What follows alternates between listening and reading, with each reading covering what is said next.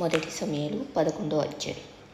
అమ్మోనీయుడైన నాహాషు బయలుదేరి యాబేష్ గిలాదుకెదురుగా దిగినప్పుడు యాబేషు వారందరూ, మేము నీకు సేవ చేయుదుము, మాతో నిబంధన చేయమని నాహాషుతో అనిరి.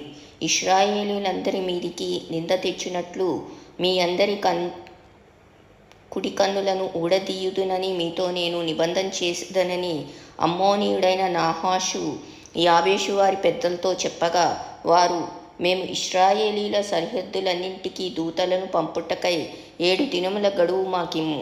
మమ్మను రక్షించుటకు ఎవరునూ లేకపోయిన ఎడల మమ్మను మేము నీకప్పగించుకొనేదమనిరి.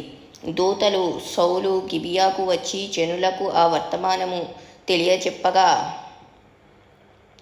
జనులందరూ బిగ్గరగా ఏడ్చిరి. సౌలు పొలము నుండి పశువులను తోలుకొని వచ్చుచు జనులు ఏడ్చుటకు హేతువేమని అడుగగా, వారు యాబేషు వారు తెచ్చిన వర్తమానము అతనికి తెలియజేసిరి. సౌలు ఆ వర్తమానం వినగానే దేవుని ఆత్మ అతని మీదికి బలముగా వచ్చెను. అతడు అత్యాగ్రహుడై ఒక కాడి ఎడ్లను తీసి తొనకలుగా చేసి ఇశ్రాయేలీల దేశంలోని నలుదిక్కులకు దూతల చేత వాటిని పంపి, సౌలుతోనూ సమూయేలుతోనూ చేరకుండు వాడెవడో వాని ఎడ్లను నేను ఈ ప్రకారంగా చేయుదునని వర్తమానము చేసెను. అందువలన యెహోవా భయము జనుల మీదికి వచ్చెను గనుక ఒక్కడైనను నిలవకుండా వారందరూ వచ్చిరి. అతడు బెజెకులో వారిని లెక్కపెట్టగా ఇశ్రాయేలు వారు 3,00,000 మందియు యూదావారు 30,000 మందియు అయిరి.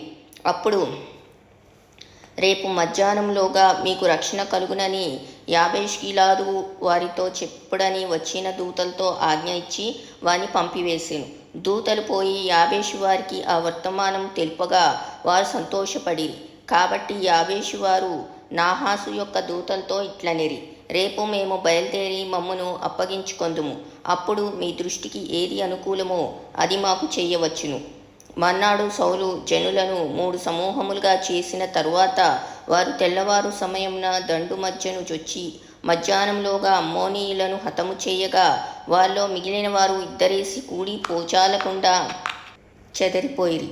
జనులు, సౌలు మనలను ఏలునా అని అడిగిన వారేరి, మేము వారిని చంపునట్లు ఆ మనుషులను తెప్పించుడని సమూయేలుతో అనగా, సౌలు, నేడు యెహోవా ఇశ్రాయేలీయులకు రక్షణ కలుగచేసెను కనుక ఈ దినమున ఏ మనుష్యుని మీరు చంపవద్దనెను.